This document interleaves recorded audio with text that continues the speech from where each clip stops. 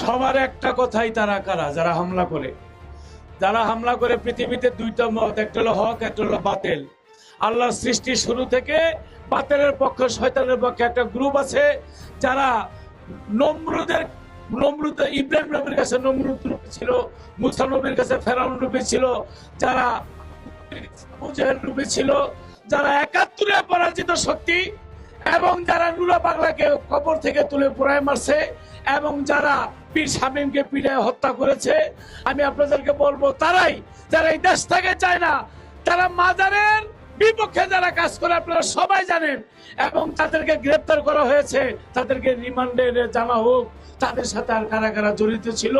আল্লাহর ওলির মাজারের মধ্যে কোথাও মধ্যে জামাতি শক্তি যারা যেখানে আছে সেখান থেকে উৎখাত করে সুন্নি মুসলমান, যেখানে লেখা আছে বাংলাদেশ ইসলামী ফ্রন্ট, একটা হলো এজিদি মুসলমান আর একটা হলো মোহাম্মদী মুসলমান, আপনারা চিনবেন, আপনারা বুঝবেন।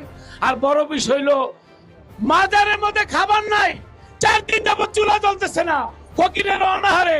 গতকাল আমার সমিতি থেকে 2 ডেক তবারক করেছি, আজকে 3 ডেক তবারক করেছি, আজকে 4 ডেক তবারক।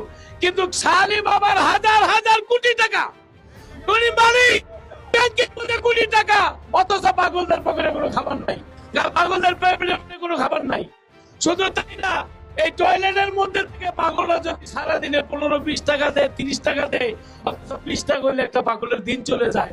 তাদের থেকে টাকা নিয়ে শালি বাবার ব্যাংকে ঢুকাইতে হবে, এটা ফ্রি করে দিতে হবে। সকলের প্রতি সালাম শ্রদ্ধা, আসসালামু আলাইকুম।